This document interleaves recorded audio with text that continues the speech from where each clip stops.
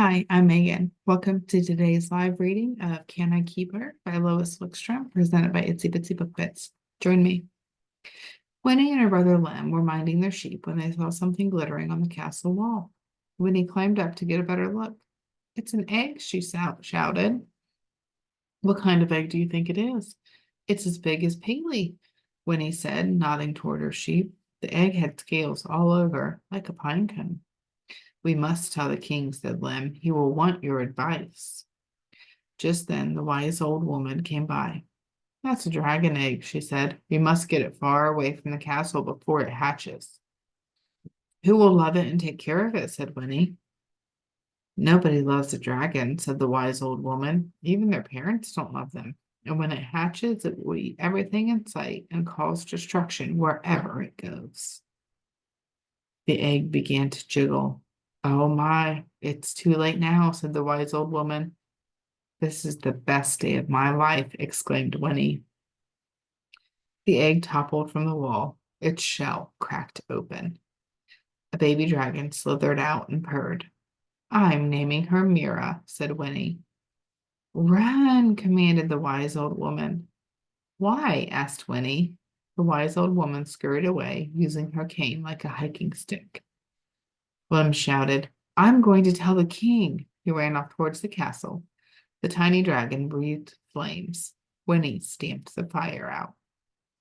The dragon flew off into the sky. She flew over the top of the castle, flames shooting out of her mouth.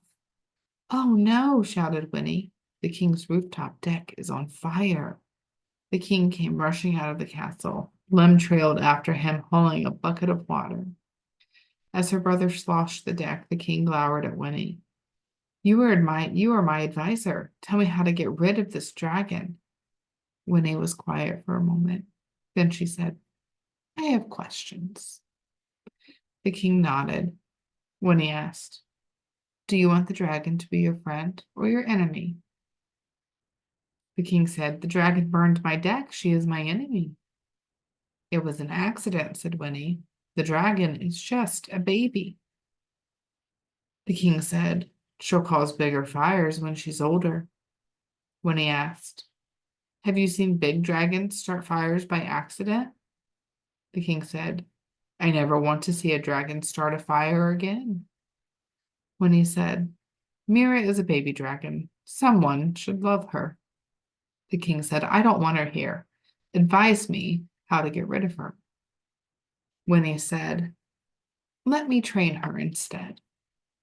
How are you going to do that? Asked the king. A dragon is a wild creature. So was Paley when I found her, said Winnie. I'll stand by with a bucket of water, said Lem. Do it quickly, said the king, or I'll choose another advisor. Winnie took the leash off Paley and put it on Mira. Then she patted her knee, and said, come here, Mira. Mira breathed fire. Winnie thought some more. She knew that she had to train this dragon to breathe safely. Breathe fire, Mira. Mira looked at her puzzled. Lem looked puzzled too. You're supposed to train her not to do that, said her brother. How can you learn not to do something if you don't know what it is? Asked Winnie. You and your questions, said Lem. Winnie knelt down beside Mira. Come on, Mira, you can do it. Breathe fire. Mira breathed fire. Good girl, Mira. Good fire. Winnie gave Mira a treat. She also gave Paley a treat, too. Mira smiled. No fire came out of her mouth. Good, safe breathing, Mira, said Winnie.